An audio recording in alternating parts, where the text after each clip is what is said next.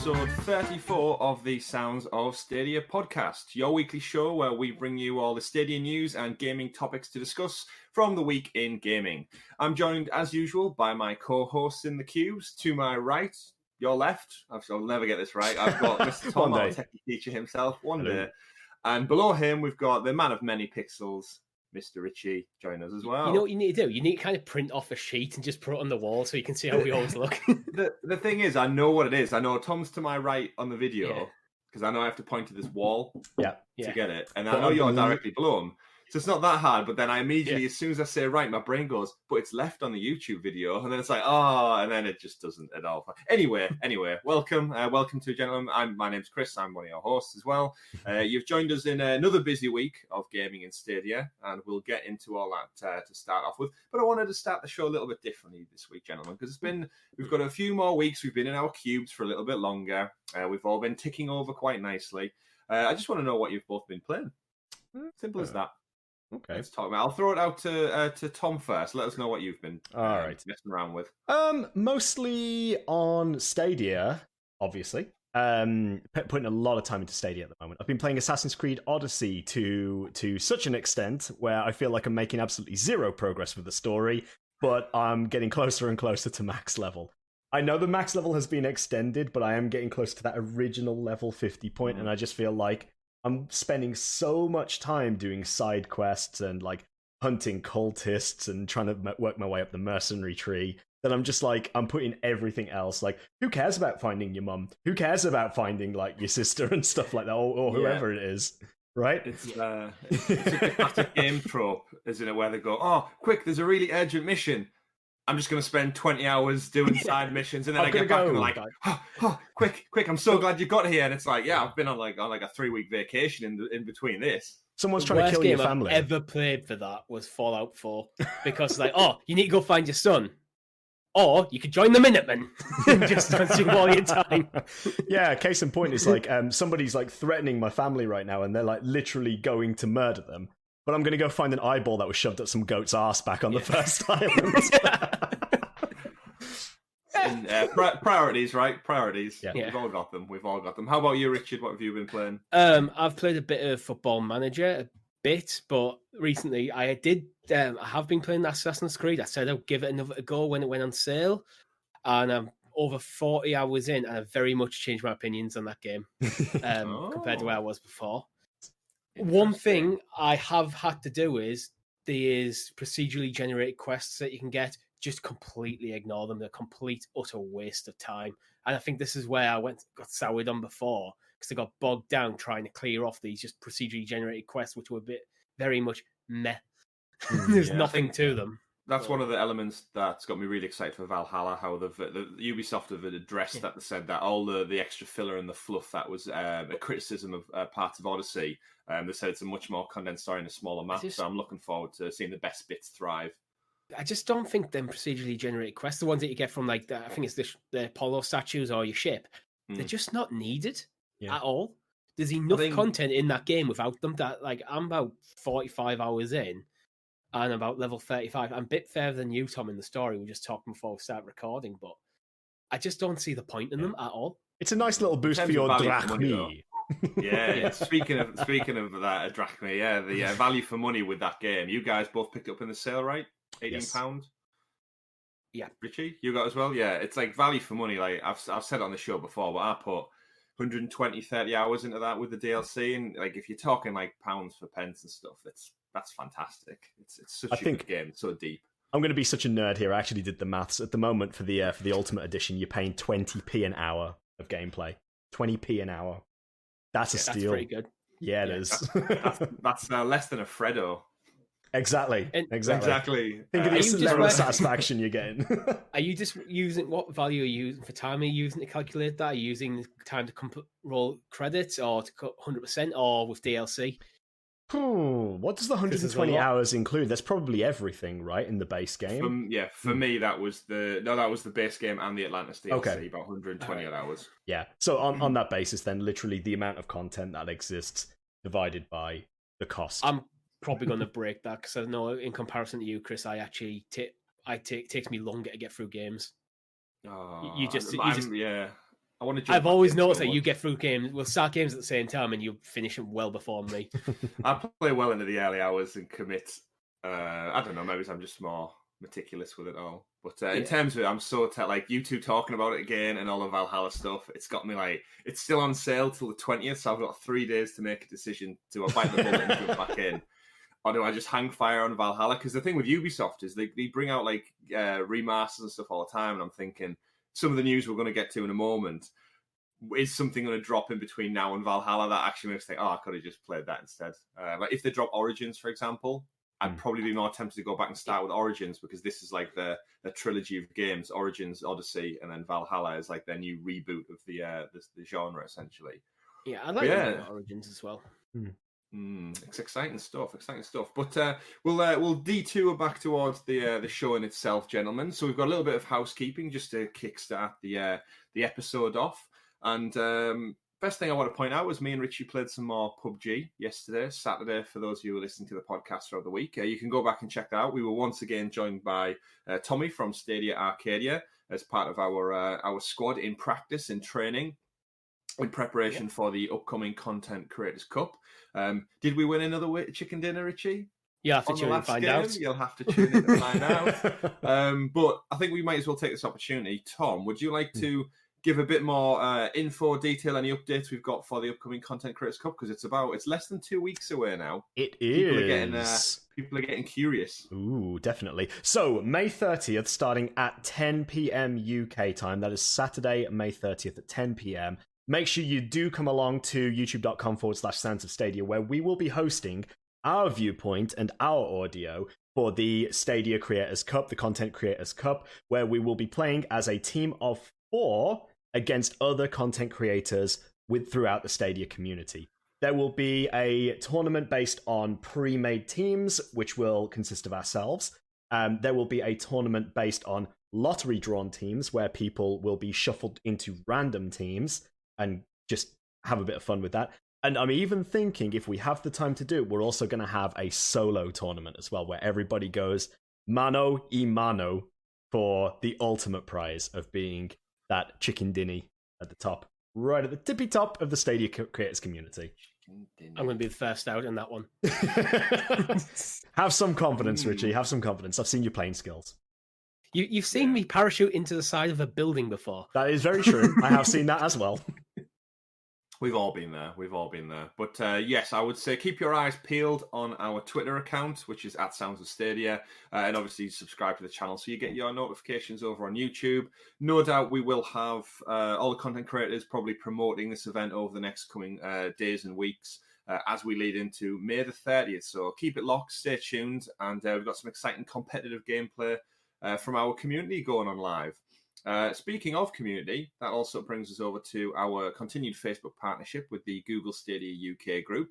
If you are new to Stadia or you're new to the podcast even, welcome. Thanks for checking us out. Don't forget to click that subscribe button down below and keep yourself tied in with all of our news and information. Our Facebook partnership group, fantastic community already. We've mentioned it before. They're a lovely, friendly group of chaps from the United Kingdom. And they just share basically an appreciation and a bit of fun for all things Stadia and gaming. It's not necessarily specific to Stadia. They're just general. I think today they were talking about PlayStation 5 news as well. It's just a very open. It's a very open community as well. So check that out. It's our facebook.com/groups/Google Stadia UK group. Obviously, if you're not from the UK and you just enjoy our witty banter, by all means, you're still welcome. It's not exclusive to people from this country. Join us if you wish. But gentlemen, we've got another good shout out. We've got another Patreon supporter. It just keeps going up and up. We're joined by Luke this week, has jumped in and subscribed on one of our tiers. Remember, if you do want to write in with your questions every week for the show, and we'll read them out and we'll discuss them, or even just your thoughts, head over to patreon.com/Sounds of Stadia, and for as little as 78 pence, you can send us in your questions, join us in private community chats, join us for some gameplay, but more importantly, just help us survive in the times we're going through now. We always appreciate it. If not, though, don't worry, we will still bring you everything through free feeds eventually. Looks good, gents. Looks good. I'm having fun. We're growing steadily as a community. And thank you very much for everyone out there who's tuning in and listening across all platforms. We do appreciate any time that you can give to us. Yeah. Richard, I'm passing it over to you for Richie's Retcon ritual this week. What have we got? What do we fuck up with in the last 7 days? Okay. Last week we were talking about dick sliders. So that hang Were we? And we said, like, in reference to Cyberpunk 2077, and the conversation was around, has this kind of happened before in games? And turns out it has. Joker and Mr. G from the Google Stadia UK Facebook group that you've just plugged, they pointed out to us that a couple of games that have had, like, modifiable penises. Peni? Peni, yeah. Conan Exiles, Mount Your Friends, 2 examples to drop. So, yeah, there is dick sliders in other games. Who'd have knew that in the history of gaming there've not been other games that have allowed you to edit the genital area? But the Mount Your Friends one in particular is quite funny. Yeah. It's where you're essentially swing around. Yeah, and you have to build like the highest tower you can possibly get in a short time frame with your friends, couch co-op style, and it's just weird fun. Conan, I've never played before. I feel like it's been free or really cheap across multiple digital stores. It reminded me a lot of Ark Survival Evolved. I don't know if it's the same people, but I know it's got quite a niche little like a cult following almost. You start off with nothing, pretty much like Minecraft, and you have to destroy and build and create and stuff until you're a formidable foe for everyone out there in the wild. It was one of the free PS Plus games a while ago. Yeah. Oh, that might have been it. That's why I own it then. So yes, thank you to Joker and Mr. G for writing in, and for Richie for keeping us straight when we mess up. If we do mess up, write us in, let us know in the comments. We are only human. We do our utmost best to keep the integrity of our information correct, but everyone messes up sometimes. So thanks for writing in for that. Which brings us to, as always, our biggest topic of the show, our biggest collection of topics. And we'll pass it over to our maestro to lead us into that segment. The super sexy special Stadia story segment, aka The News! The News! The News! The News! I don't like that. That was a creepy whisper. It's just like a little whisper in the back of your head there. Yeah, give me chills. Chills down the back. Busy week as ever, gentlemen. I don't think we've actually had a quiet week since Stadia launch now. I think the gaming market in general, the industry, is not slowing down. If anything, it feels like it's ramping up. I feel like I can't open my Twitter feed or my Facebook feed without being hit by some kind of new digital announcement, some new game drop, some sneaky suspicions, DLC, lawsuits. There's always something going on in the world of games, right? The way Stadia drops its announcements as well is not exactly kind to content developers, because suddenly I got the big quiet. Here's 8 things that you weren't expecting. Yeah. You just have a quick glance at it, and there's surprise announcements. And thankfully, our community keeps us quite clued in with that. Stadia Source in particular, Dan and the team over there do a fantastic job of getting the news the second it drops, and they have a headline article up and then usually flesh it out as time rolls on. The biggest news, in my opinion, we got this week isn't necessarily specific to Stadia, but obviously it's going to pretty much be the bedrock for a lot of games going into next gen and 2021 and beyond.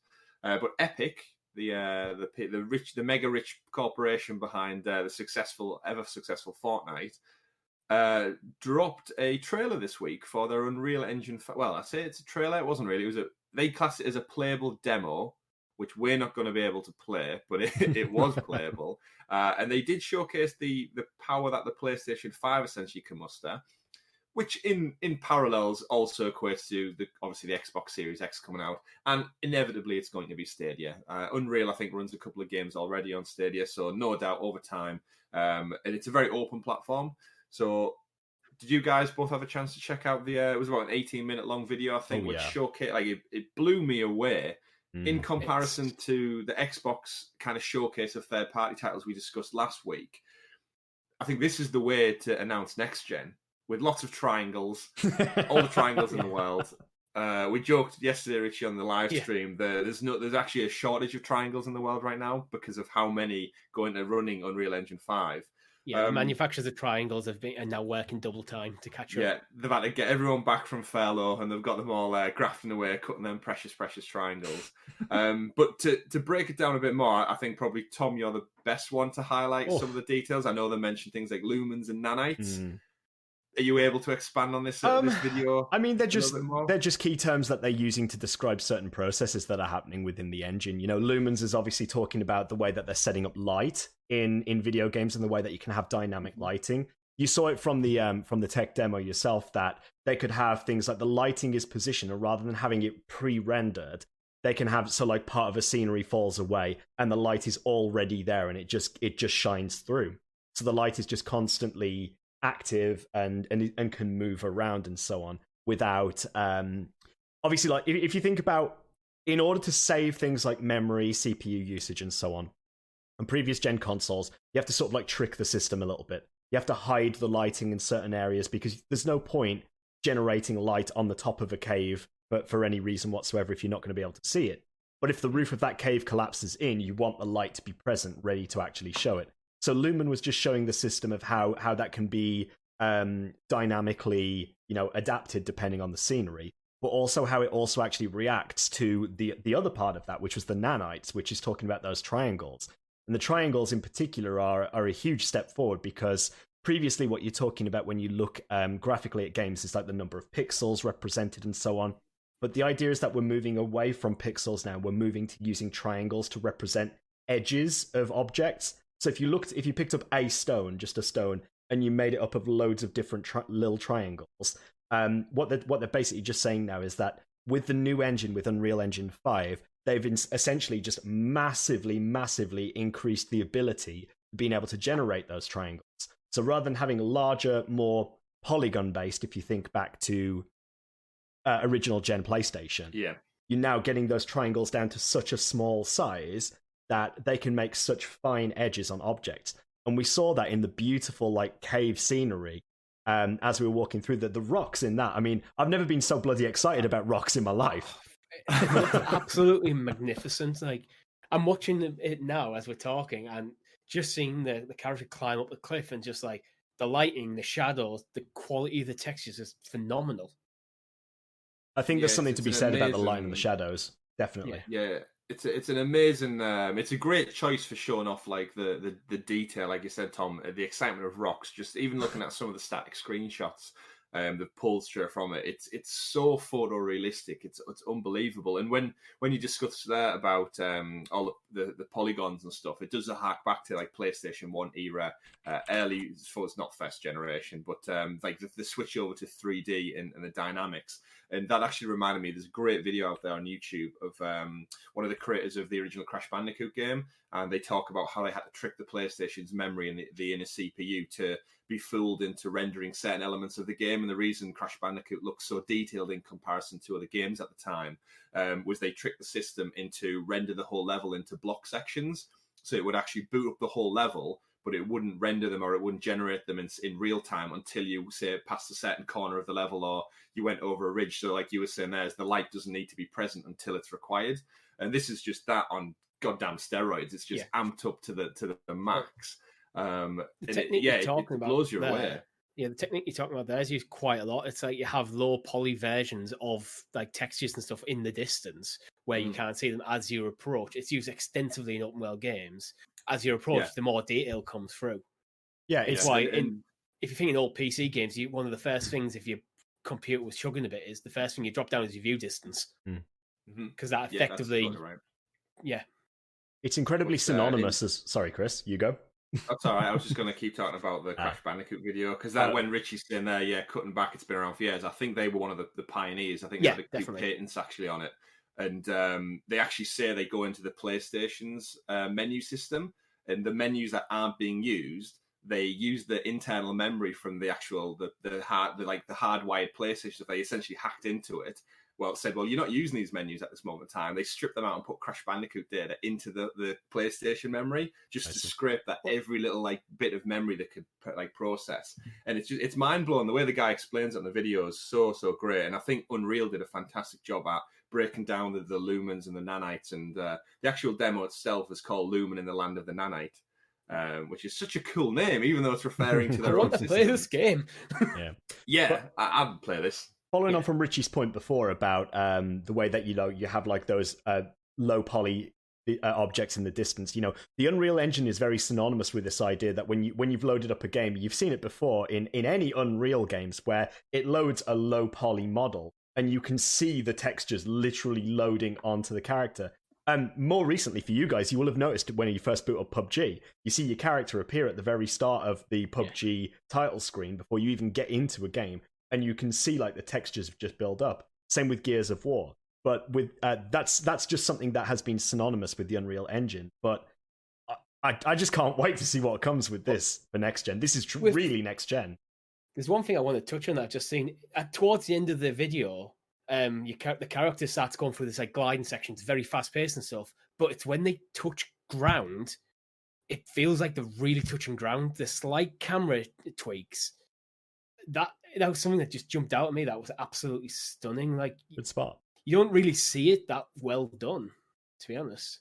Yeah, it's attention to detail, and the part during the showcase where they break out the drone, essentially, even though we don't know what time zone we're in, even though it's a land of the nanites, they just pop out the drone at any point and they zoom into such credible detail.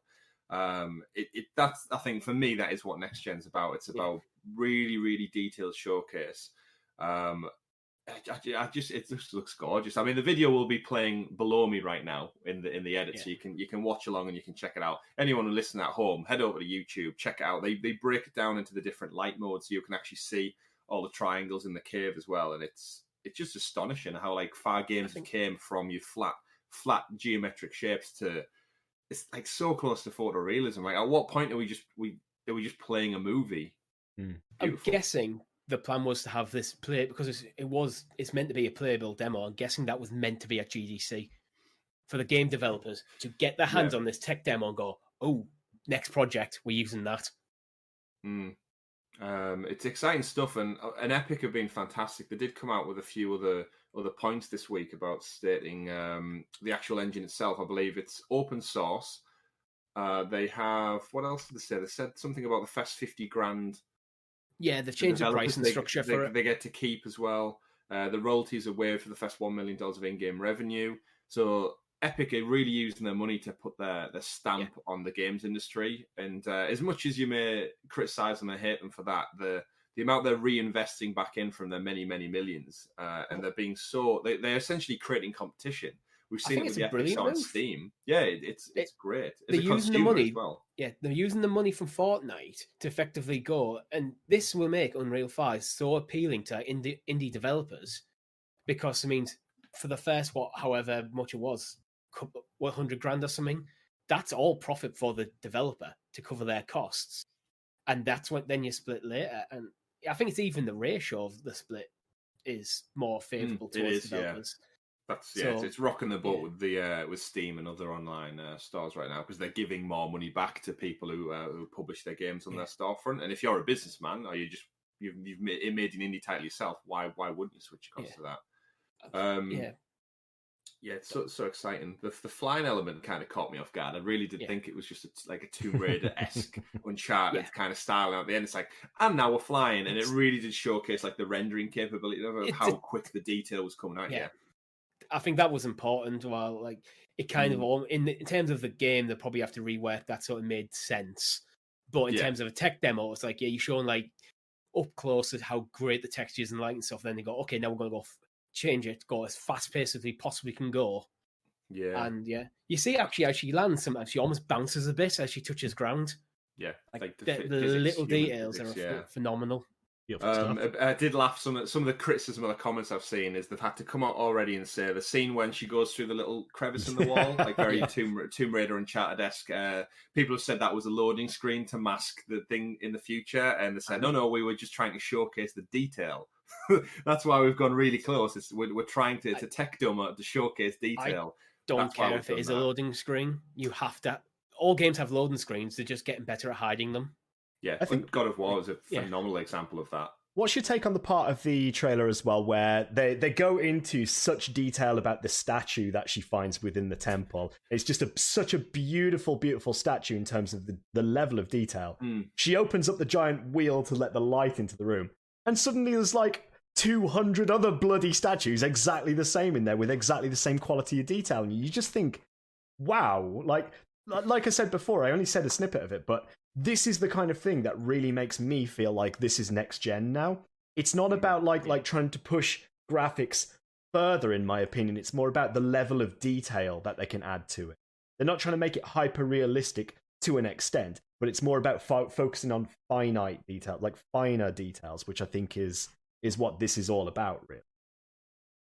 Yeah, it just shows how well the engine is probably built and balanced, and how well it uses resources available. Because this is done in engine, recorded in engine on PlayStation 5. That's something to put out there. So this isn't a pre-generated like video. It was basically probably someone sat there with a controller in hand, playing through this, recording. Yeah, I think that was the key message. Was it was recorded all in engine, which it's mind blowing. And then not just in engine on the console. Yeah, so not using a massive like Google Stadia style server to record this. They're using the PlayStation 5, which you have. The actual hardware. House. Yeah. Yeah, and that has me super excited going forward, like with like the processing power and how that ties in with Stadia, and that it is iterative and they can just build on it over time. And even though obviously the Xbox Series X and the PlayStation 5 are going to be inevitable powerhouses, there's more and more leaks coming out this week of like developers and creators saying that it's a machine, it's an absolute beast of a machine. I think this week I said it was going to push PC hardware on leaps and bounds as well because of how good it's all tied up nicely and packaged together. For Stadia, obviously, that's going to be just iterative over time. And it's going to get better and better. So as the upcoming consoles do start to age, and things like Unreal Engine 5 really start to step into their stride, Stadia can just get better and better and better. So when these consoles are now then looking at their second iteration, so a PS5 Pro or a Series, whatever Xbox do with their naming convention, Stadia will still be there. The same Stadia we signed up to last November, we're just going to be able to play it with no extra investment, no new hardware, no fan engines flipping out because Unreal Engine 5 is ripping it apart from the inside. Oh, God. That was the worst thing when I was playing Jedi Fallen Order, was the fan of my PlayStation. Yeah. It's exciting stuff, and it's again, it's that concept we really need to drive home with Stadia. Is like, we've invested all we need at this stage to play these games as we go forward into the late 2020s. We're already up to scratch. Yeah. Phenomenal stuff. I'm excited to see what Unreal and Epic bring to the table. And if we ever do get to see that demo, and imagine the like with so many millions and the feedback of people saying, I want to play this game. Is there not someone at Epic who just goes, yeah, just siphon off a couple of million from our Scrooge McDuck money vault and just say, just make it. Do you know what? It's happened before. It's happened before. The Final Fantasy VII Remake came out of a PS3 tech demo. Like, it was the Final Fantasy VII Remake was born as a PS3 tech demo. So I think publishers are now wary of that effect now. Don't use existing IP to tech demo, because same thing. There was Legend of Zelda Wind Waker. There was massive controversy over that because of the art style, because they did a tech demo of the more like Twilight Princess style for the GameCube. So when people got Wind Waker, it wasn't what they were expecting. So you just don't use existing IP for tech demos unless it's clearly just a tech demo.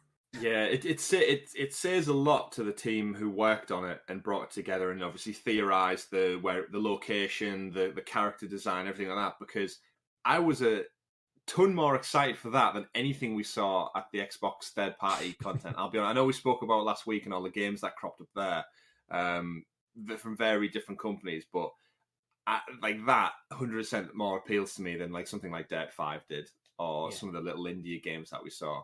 So it's a shame that it'll just stay there as a tech demo. We'll never really get any more. They've made brown interesting, because the game's very brown, very beige from what we've seen, and it looks gorgeous. Usually they're the parts of games that I find most dull. But when the brown's so detailed, Richie, that's my point. That's the secret sauce. That's the secret sauce. But hopefully they will take that tech demo and they'll transform it into a fantastic new and exciting game. I'd love to see that in the future. Epic branch away from Fortnite a little bit and use their many, many millions to reinvest, as we've seen them do so far. In terms of investing in games and new exciting upcoming titles that are on the horizon, our second story for the week is Ubisoft made another announcement. I mentioned it at the top of the show. We're being hit thick and fast with these brand new digital showcases that are just... It's hard to keep up. We're going to need a scheduled calendar, gents, to keep us on track of what day we need to drag ourselves out of bed and actually do some kind of reaction to this news. Probably just start using Sounds of Stadia Gmail calendar. We'll need to do something. Because I've seen Eddie react to some of it against Stadia Player One with our friend Chase over there as well. They've been reacting to some of the Game Fest news. And one of the other announcements we've got picked up on this week was from our favourable team over at Ubisoft.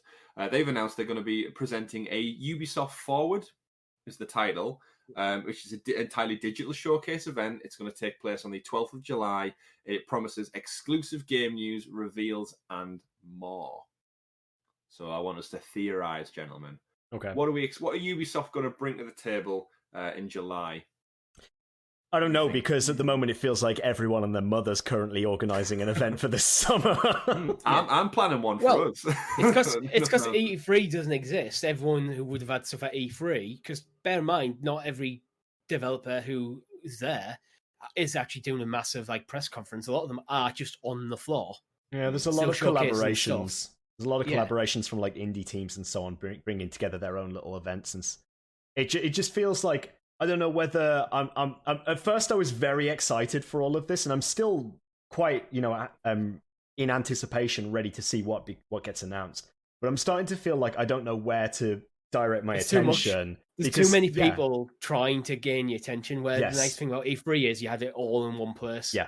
Absolutely. I can see if things keep going the way they are going into next year, I can see something like one of all the 8 million different things coming out, I can see it probably shrinking down to one or two, just because it's just splitting the audience and you don't know where to look at the moment. Yeah, the biggest thing is certainly, I think, E3's lack of turnaround with this one. Like, the company who runs E3, they knew before that E3 was going to be cancelled before anyone else, right? It was there. Again, rightly so, they cancelled it. It was never going to go. If we look back in hindsight, it was never going to go ahead. And they cancelled it, as they should have done, based on the current events that are going on. In terms of how they reacted to it, though, they've done probably the worst job imaginable of trying to keep their ducks in line, essentially, because, like you said, Richie, every man, every department, every company, every division of the game industry now has gone, right, E3's off, what are we doing? And they've gone and done their own thing because it's probably more cost effective. But E3 have really missed the boat on keeping everyone reined in. Said, no, guys, the physical event isn't taking place.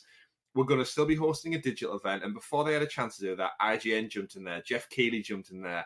Everyone's done their own. Xbox have done their own standalone. We're going to get PlayStation 5 stuff. Nintendo have been doing their indies things, and it's before they even knew it, they've been steamrolled.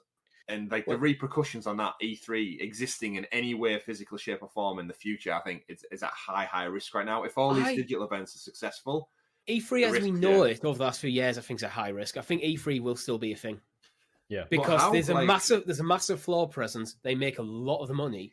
Imagine the ESRB make a lot of their money that keeps them funding throughout the year for everything else they do happens at E3. However, they'll probably have to look at what E3 is going to be. Is it going to be completely a fan convention where fans and developers can intermix? Well, that's the way it's been going for a while, so maybe that is what it is. Yeah, I just think when they look back at all the analytics, so Ubisoft is a case in point. If they look back going into next summer when the world's returned to normal and they think, right, E3 have reached out to us, they said they're doing the traditional event. Ubisoft usually go really good with partnering up with different platforms and showcasing it. Are they going to not look back and just think, guys, we saved a good $500,000 on just doing our own digital event last year, and what benefit will we get from this Comic-Con, a convention presence? I don't know. I just think I can say E3's been becoming less, and we've spoke on previous shows about Gamescom being the place to be, and it's a very interesting 10 events, but I really think E3 messed up this time around. It's been a slow burn actually with E3. You've got things like Nintendo switch to just doing a big direct, which I think that's where most companies will probably go forward now. because that's been fine for Nintendo over the years. And then they can also, you can put it on the stage at E3. We might even have a guy doing a Q&A, but we're also going to push it through our own channels at the same time. Sony have pulled out. Microsoft usually hang out over the road, don't they? EA hang out nearby. Like, these are big publishers who don't near E3, but not really there anymore. Well, let's have a look at the list of events that are currently scheduled. We've got Summer Game Festival, which is going on at the moment for an extended period of time. We've got Sony State of Play, that's going on. Inside Xbox. We've got EA Play. We've got the Cyberpunk 2077 stream, which is called Night City Wire. That's coming. We've got the Ubisoft Forward. And we've got Gamescom Digital. And plus probably many more. There's probably, I'd imagine this. Yeah, we know the Stadia Connect's coming. They did say summer, so that as well. It's June, I think. Oh, well, rumored for June. One of our friends over at Club Stadia said June 6th. I think yesterday he announced. It's an unverified source at the moment, but it's in the summer, so somewhere around there. It'll be before autumn anyway. It's June the 9th. It's rumored to be. Oh, is it 9th? And then we've obviously Sony are going to come to the table with all the next gen stuff. So it's a busy summer, and a lot of stuff's going to be lost in the mix. But in terms of Ubisoft's presentation in particular, we're probably going to see a lot more of Assassin's Creed Valhalla. I'd imagine they're going to want to get some gameplay out there after last week. Oh God, yes. That they're definitely going to have to be very particular about what. I like in their announcement they actually said exclusive game news reveals and more. Do we think the and more was replacing the word gameplay this time round? I think the and more. Was the and more referencing just Assassin's Creed Valhalla, or was it? No. This is in the tweet that said for the event, save the date, July 12th, right. Ubisoft Forward, and they ended it with said reveals and more. Assassin's Creed Valhalla would be a perfect, and here's one more thing sort of game to end your traditional conference. Out now. The fact that they've the fact that they've mentioned this already means they've probably got something else in the works. Well, I just want to see more of Gods and Monsters. Like, I really want to see more of it. I want to know more about it when we're actually going to expect it now. I just want to. I think it's got to be in a position at this point where we have got demos being released and we've got a lot more gameplay that we can get our hands on. Just something like that, really. Actually, I'm with you with that because I forgot it existed. Yeah, so you didn't know about it. I remember on the show specifically when I mentioned it, Richie, you brought the video up live in the episode and watched it. It was like, oh yeah, it's like Breath of the Wild meets Assassin's Creed, kind of like very Ubisoft-esque. I only remembered it existed this morning when I was reading up through these articles. And it looks fantastic, it needs to get that mind share. It needs to get people. It's not locked into people's heads, I don't think, at the moment.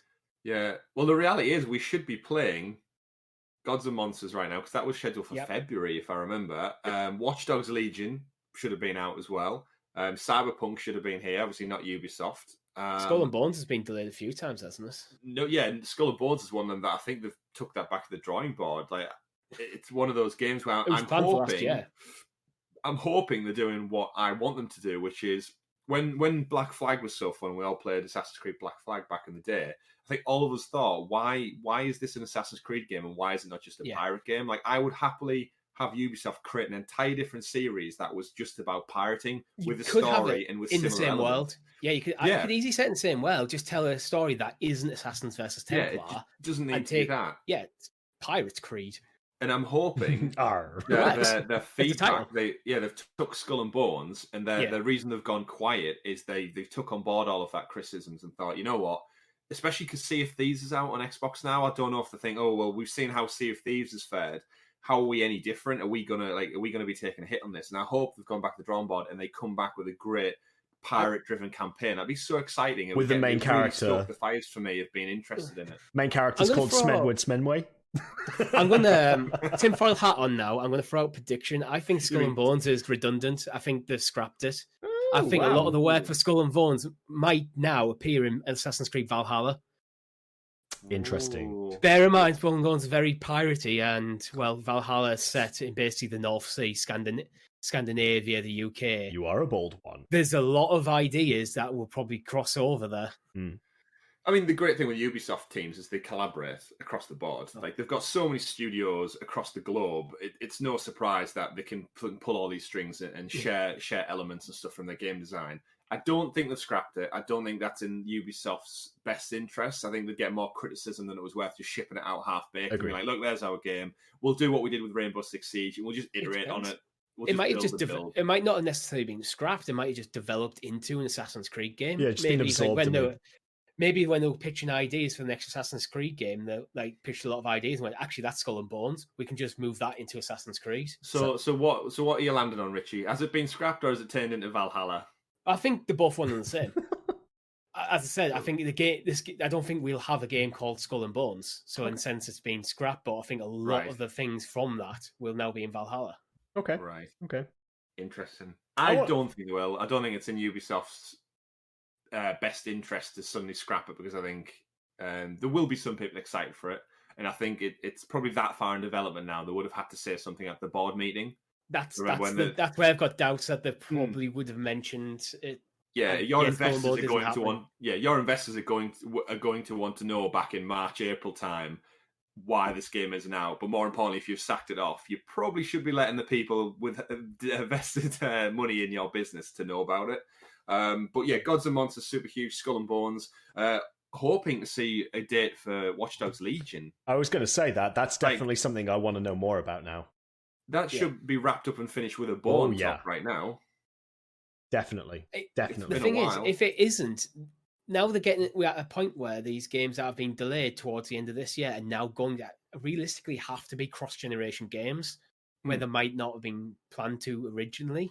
Yeah, I think that's probably what they have been working on. Once they decided to push them back and they knew next gen was coming at the later half of this year, Ubisoft have always traditionally been great with the leap over next gen. I know Black Flag in particular was one of those games that was, you could get it on PS3, Xbox, and Series, what was it? Xbox One and PS4. It was one of my first games I bought this gen with PlayStation 4, and I'm excited to see what they do with it.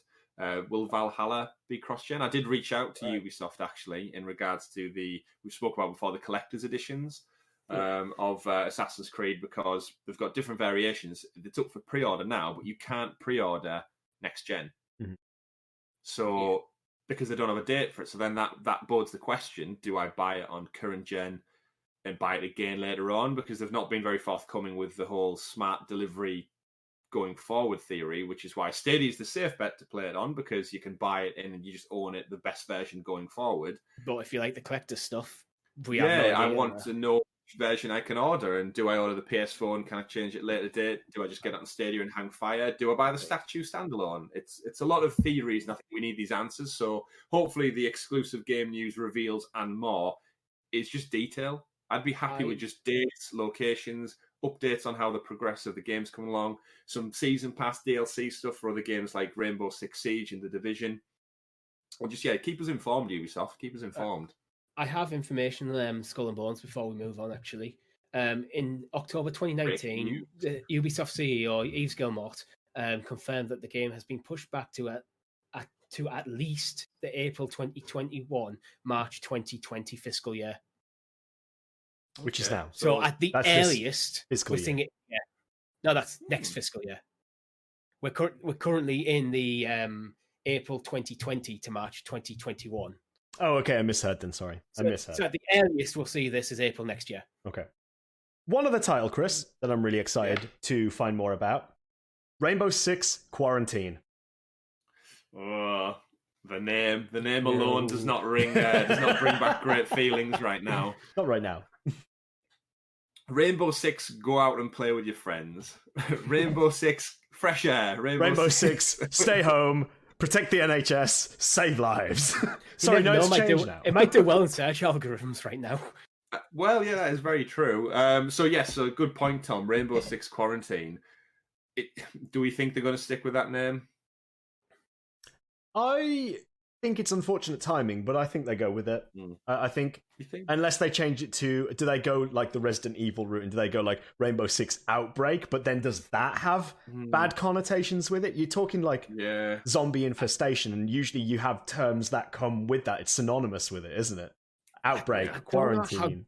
I don't really know how damaging this would actually be, to be honest. My worry. I think it's different when it's like something that's happened because of man's intervention with, like a terrorist action or something, compared to when it's more of a naturally occurring thing like COVID-19. Well, there's no one to blame for COVID-19 existing, but...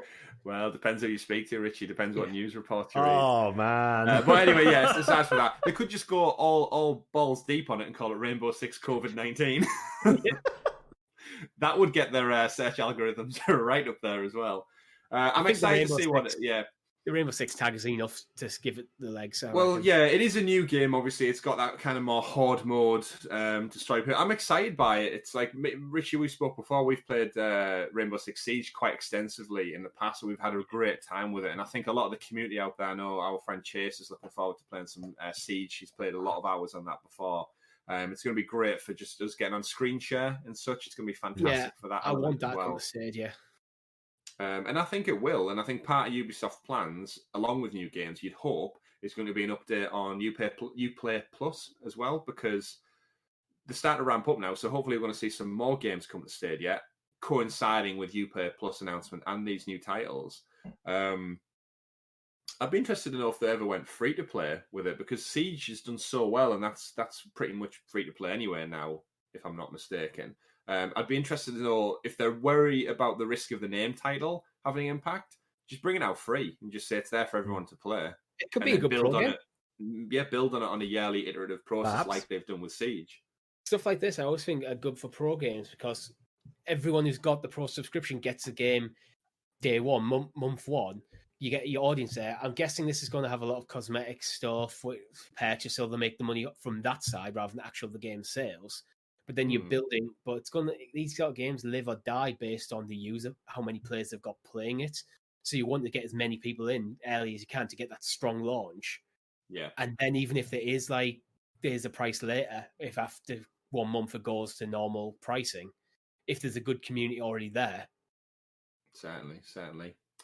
So moving on then to our next story. In at number 4, we've got the PGA Tour 2K21, new game coming out to Google Stadia. Earlier on, gentlemen, when I was editing the doc, you may have noticed I made a point of keeping this PGA Tour story in at number 4. There was a distinct reason for that, and that's because I planned that joke well ahead of time. Oh my God. So anyway, let's tee off and get into this next story. We've got PGA Tour 2K21 coming to Stadia August 21st. Another game, another sports game, another annualized. Is it annualized title? It's got 2K21. Right? It's got to be. Which I'm not clued in on golf. For anyone out there who's a massive golf fan, I've heard it's super relaxing. The problem with being, in my opinion, being 6'3" is the brain to the ball on the floor ratio in that motion doesn't really translate. You could say that for any sport, though. No, it's such a small polygonal ball, Richie, down on the floor. It's so far away you can't see the ball. So I understand it's there. I got it, but then there's something in the motion of bringing the arm back for the swing. It just doesn't. But crazy golf, I'm great at. You know that, Richie. Yeah, but in terms of PGA Tour 2K21, are we excited by this, gents? Is it not in our wheelhouse? Obviously, it's great that this game's coming to Stadia, but will we be picking it up? I don't know how you are with golf, Tom. I like big putts, and I cannot lie. I do enjoy a good... No. Time him out, Chris. Time him out. I do enjoy a bit of golf every once in a while. I do hit up the driving range. I have a bit of fun with it. I like my pitch and putt. I'm not much of an 18. Yeah, I'm not much of an 18-hole kind of guy. That being said, I haven't played a golf game on anything probably since I was about 10 years old. Will I? Probably. Again, this is probably going to be one of the games that sits along the wayside for me, I'm afraid. But if they do ultimately bring the price down, then better late than never. I could always just wait around and just. I'm sorry, I'm going to throw all these shit ones out for you today. Yeah, I'm just going to throw trap for this. Yeah, my knowledge of golf basically stems from Happy Gilmore. That's about my extent of knowledge. Shooter McGavin, you eat shit for breakfast. That's about it. So for this game, yes, I wouldn't be picking it up. However, one of the things that would make me pick it up is if it dropped to a sweet price of £2.40, which another 2K21 game did this week. No, NBA 2K, which again is another sport I'm not that vested in. I know a little bit more about it, I think, than golf. Again, being quite tall, it always helps your interests when you can actually hit the basket or grab onto the hoop. When you're playing in PE in school, when you're actually better than other people because you can reach the fucking hoop.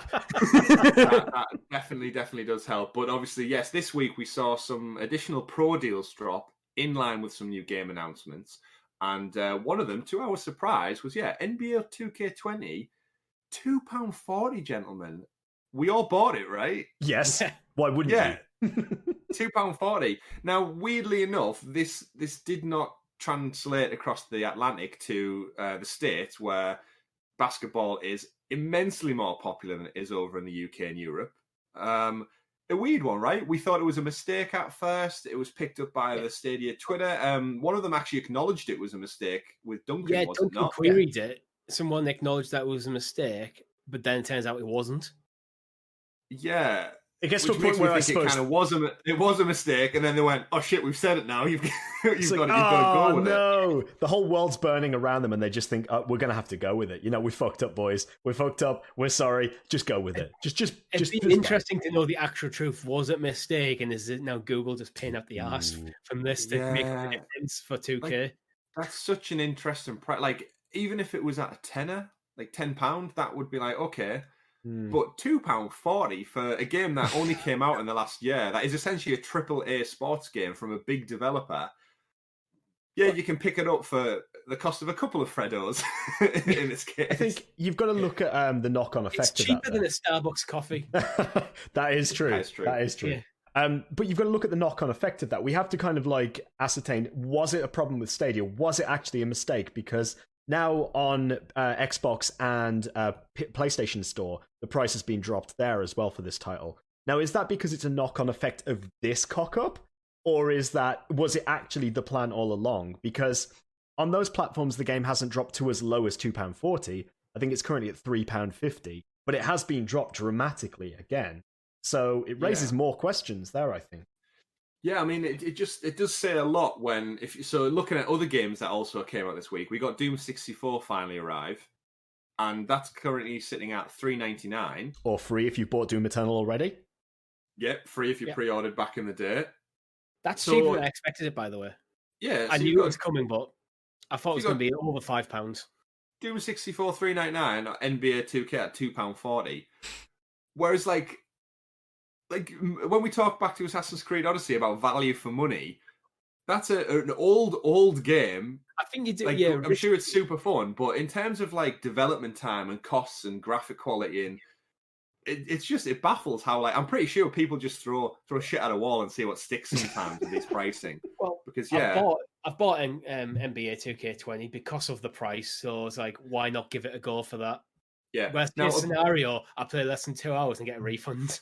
Yeah. Now, a big element of this, which we do have to factor in and consider, is that people who are trialing that 2-month free pro deal from last month are still on the bandwagon now. So is this, again, another smart tactic to think we'll take a loss on the costing now, but these people who are going to buy the game are going to stick with Stadia because they're building up this massive library. Just look at the pro deals, man. And then it just makes you think that if you've joined Stadia and thought, oh, look at all these great prices, I'll buy that. I'll test that out. Oh, I've got that free program. Oh, there's another pro game. Oh, there's some more discounts. This Stadia thing's not half bad, It works. I've got another month free. I'm going to get some new pro games in, another just under 2 weeks. It's a really clever pull to build that library up so much that come the cutoff point when they go, look, are you with Stadia or you're not with Stadia? Surely a lot of us as gamers and consumers, we're in a consumer society where we spend. We like treating ourselves. We're used to subscription models. It must help with people's decision making to just go, you know what, I'm just going to keep it. Yeah. And there we go. Well, you look at the how much the sale is. Looking at the Legend Edition for NBA 2K20, it's currently £21. That's down from $69.99. You're saving almost £50 on this pro sale. You're saving the price of a game. It's insane. And obviously the deluxe editions and stuff are also on offer, along with some of the deals. No downloads. You could play it, test it out, refund it in the time it would take you to download the game on another platform. You don't have to go through and delete games off your hard drive because you haven't got space. Very true. Yeah, we also saw some pro deals centered around Mortal Kombat 11, so just in time for the DLC with RoboCop and Terminator dropping. The Crew 2 saw another pro discount deal as well. We've played a little bit of that. And then there was a bunch of other non-pro deals, which was nice to see around the same games. So again, Stadia coming at us thick and fast with these deals. No doubt we'll probably get some more later this week. I'm going to give someone a pro tip right now. If you're looking at NBA 2K20, the non-pro deal sale is currently at £20. Pay for a month subscription, get it for £3, and then just cancel your subscription if you're not interested in it. You don't pay for the subscription because you can still get on the 2-month free, can you? Starting now. You should be in the 2-month free period, but yeah, pick it up, buy all the cheap deals, and then keep them ticking over. Which makes you wonder, why is the non-pro deal sales at all? Again, I think it's just to tempt people.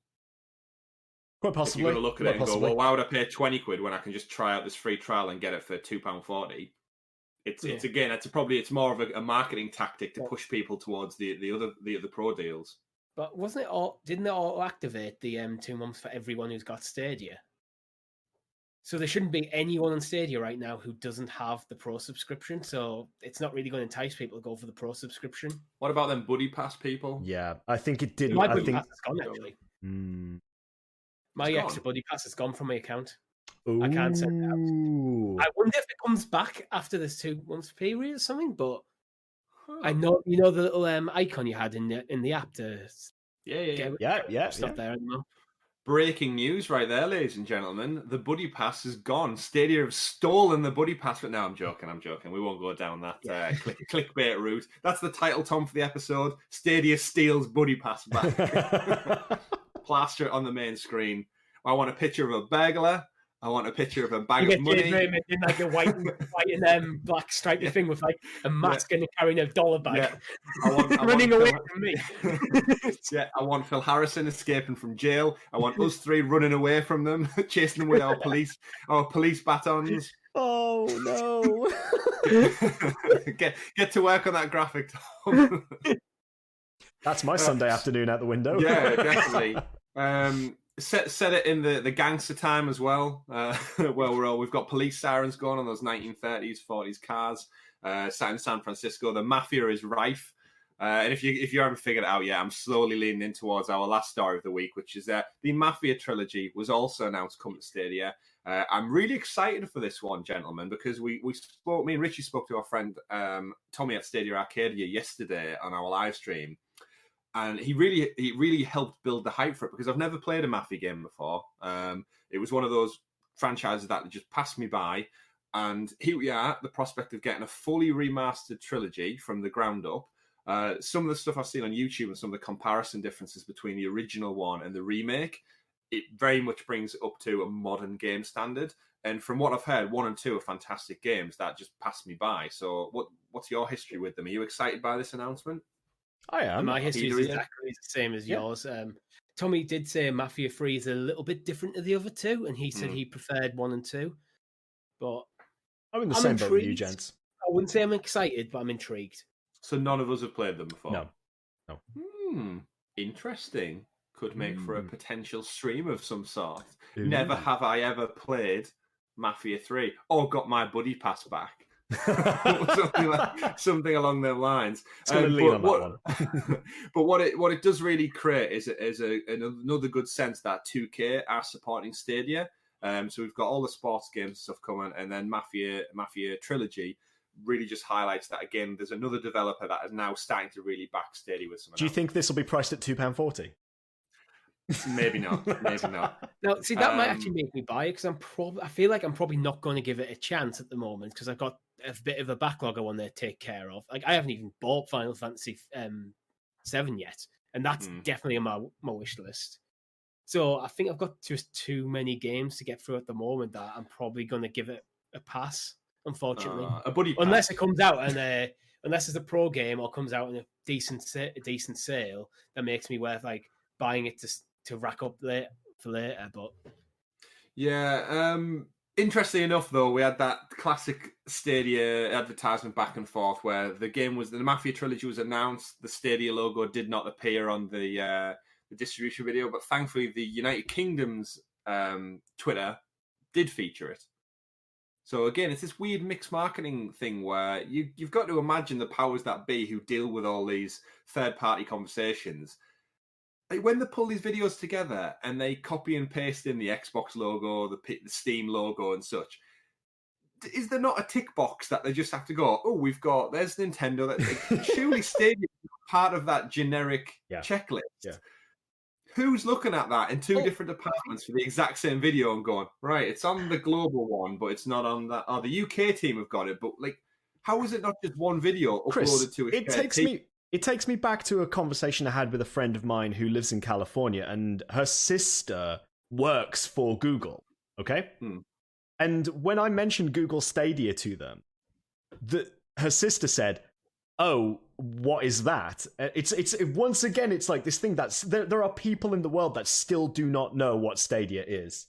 You think someone working for, I can imagine, like, if I'm like working at Google and I'm running a team, I'm working the Stadia team, I'm sending a memo out to all like the department heads and going, brief your team. He's the info that you need on Stadia, brief your teams on this.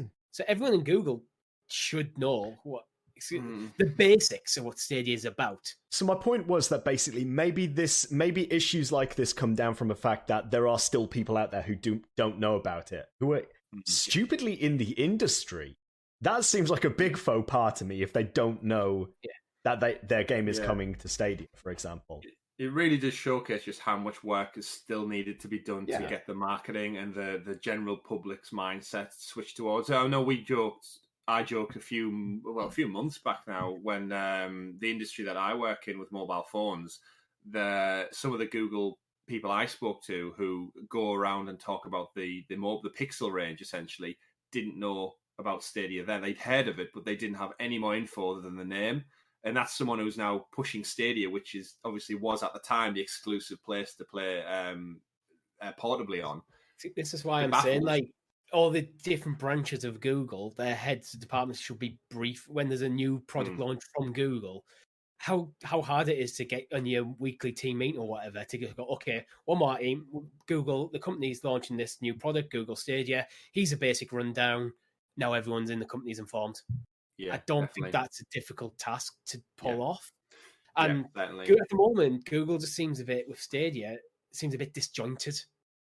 Yeah, and again, they're all new to it. So I think what it takes is just someone needs to write into them and give them their theories, their suggestions and topics. Just like two of our Patreon supporters did this week. We've got Ben, once again, writes in with a fantastic question. He's asking us, gentlemen, from patreon.com/Sounds of Stadia. What next-gen console do you plan on buying to sit alongside Stadia, or do you plan on going full-in Stadia exclusive? Mine is a no dilemma. I'll just answer that straight away. I'm going to get the PlayStation 5. It's, again, the exclusives they currently have, hands down, make it worthwhile buying regardless. Still going to be playing Stadia, still going to be buying plenty of games on Stadia, but there's some fantastic exclusives that will be in the pipeline for that console that I do not want to pass up on. Yeah, where I'm at with it is similar to you, where I actually want Stadia to become my main device, the main platform I'm playing on, but Sony have some of my favourite games of the last decade are all bound to Sony or have been, even with things like Horizon now coming to PC and stuff. For years, that was a Sony exclusive title. And these are games I don't want to pass. I'm not going to buy a PlayStation 5 day one, because what I found with the PlayStation 4, by waiting a year and a half, 2 years, there's so many great games that you can pick up from Amazon for basically half price. So by being patient with a lot of stuff, you can save yourself a hell of a lot of money. I think I'm along the same sort of stuff. You can get on Stadia. I'm along the same sort of lines as Richie, really. I'm not sold on purchasing day one yet, even though I was a day one PS4 and day one PS3. But I'm sort of in this weird position at the moment where outside of all of this, I'm looking to buy a house at the moment, so obviously priorities in real life. So I really sort of have to wait and see what's going to happen next, because it needs to be something really captivating for me at launch in order to get me to invest in it. Otherwise, I'm probably going to give it 6 months to a year before actually getting into that. But for now, definitely sticking with Stadia. I don't even touch my PS4 anymore. I don't even touch it. Like, I load it up to play Jackbox party games with my family, and that's it. Like the last time I played it was FF7 Remake. But, you know, as soon as we start seeing some of these bigger titles coming to Stadia, then that's sort of going to be the linchpin for me. It's definitely my main system, but the PS5 is the likely one if I'm going to pick a next-gen console to go alongside it.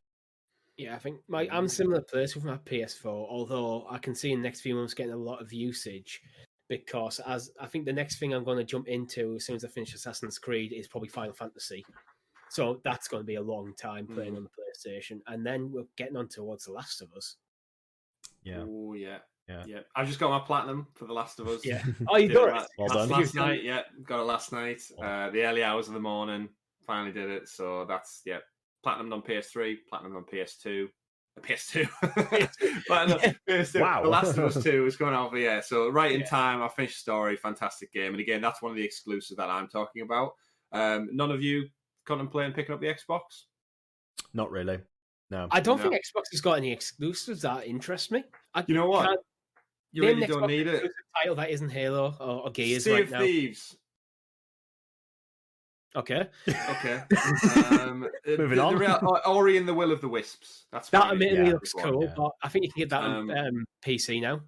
Yeah, so that was going to be my kind of point to that question is I've got the Game Pass PC beta, £3.99 a month. I pay for it, and I have all those games to play on my brand new PC. So although I have been just playing Age of Empires 2, Definitive Edition. Nice. The thing is, you could get Steam now, so a lot of the PC stroke Xbox exclusives you could just get on your PC now and just plug a Stadia controller in or a DualShock in. And that does really highlight, as we move away to the cloud, is Xbox have doubled down on this. Stadia's there. Like, I don't need a console. I can play all the Xbox games on Game Pass. I can play all the third-party games on Stadia. Sony's there for my exclusive titles, which I love from them. I've still got my Switch for all my fantastic Nintendo titles. So the great thing with gaming is you don't need to be... So to kind of wrap up this episode is you don't need to be Stadia-specific. Gaming is for everybody. Enjoy it and play it in any way, shape, or form that you wish to. Kind of leaning into that, then we've also got our friend Luke brings up from Patreon. Game right saying with not so much a question, but more of a thought that he's had, and he'd like to know our thoughts on developers right now missing a great opportunity with multi-screen gaming on Stadia. So he said something like the GameCube with the Game Boy Advance, or the VMO with the Dreamcast, VMU with the Dreamcast. So really, really good throwbacks. Luke's brought up there. He's missing a very obvious one, to be honest. Which one's that? The Nintendo 3DS. 3DS with the two screens. It's an entire platform built around having two screens. That is very true. But what Luke would like to know is that in terms of multi-screen gaming, a Stadia missing a great opportunity with having, like, say, the TV and inventory pack or something on your phone via an app. So my answer to Luke when he posed the question was that the big one for me was Red Dead Redemption had the companion app. So again, not quite what he's talking about, but because Stadia can do that whole screen share, multi-screen gaming, it can essentially broadcast the information to any device that has a screen. Are they missing opportunity, or are they just not there yet? I think the way for me I was thinking about this is I don't think they can actually do it, because part of the philosophy of Stadia is play anywhere on devices you already have.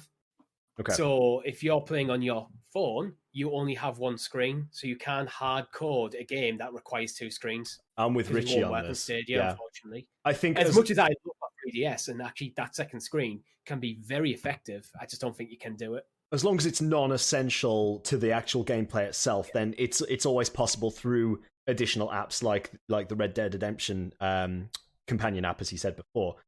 There are tons of Destiny 2 apps that you can literally use to move gear from your characters, even when you are in-game, into storage or to other characters. And it does it seamlessly, like live while you're playing.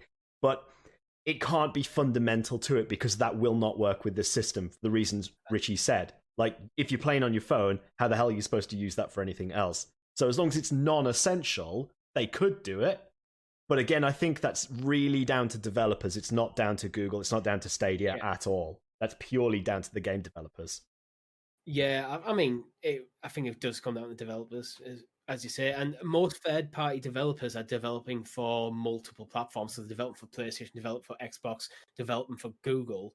So this is why a lot of the gimmicky stuff on, like, the DualShock controller doesn't get used in third-party games, because the other controllers don't have it. Yeah, and I think a lot of it just boiled down to how much it ruins the immersion potentially. So I know they've said about like touchscreen, like you mentioned there, Richie, features on the DualShock that kind of these people who make the games, they want you to be fully immersed in the game. And I think looking down like for Red Dead Redemption at a companion app for the map, it's great as an idea. It is. I think I used it for all of 10, 20 minutes, and then either my tablet locked out or the screen went off, or I just it's glancing again every time you have to look down. It's ruining that immersion that you're doing. Every time we've all started playing Stadia and getting used to the button configuration, how annoying is it that second you have to go, oh, there's X, okay. And it's fractions of a second, but it does take you out of the game. And I think from a developer's standpoint, they don't want to do that. It works really well on the 3DS because it's hard built into the device you're using. And it's also operating in a different part of the gaming landscape to everything else. It's very much, this is a portable console. I know it's effectively redundant now, but everything that's on the 3DS has effectively been developed for the 3DS. Mm-hmm. Correct. Yeah. So fantastic. Great theory, Luke. Great question. I'm sure we'll see more iterative creations come out from Stadia with the power that they do back. So remember, if you want to write in with your questions to the show and you want myself, Tom, and Richie to give our answers, our thoughts, our ideas on them, write your questions into patreon.com/Sounds of Stadia. Well, as I mentioned, our Tier 1 entry-level supporters group starts at 78 pence or just $1. I noticed, Tom, there you did the one for 78 pence. 78 pence. 78 pence. 78 pence. That's how it's symbolised. Thank you, everyone who's tuned in and watched us for episode 34 of the Sounds of Stadia podcast. Do not forget to subscribe and follow us over on Twitter for all our news and keeping it locked to our information feeds. We'll be bringing you the PUBG Content Creators Cup on Saturday, the 30th of May, so remember to stay tuned and switched in for that one. And remember, join us in the chat over on Facebook with our Facebook partnership team over at the Google Stadia UK group. The link is in the description below. Thank you for joining us once again this week. Stay safe, wash your hands. My name's been Chris. I've been Tom. I've been Richie. We've been Sounds of Stadia. Have a good week. Bye. May the force be with you.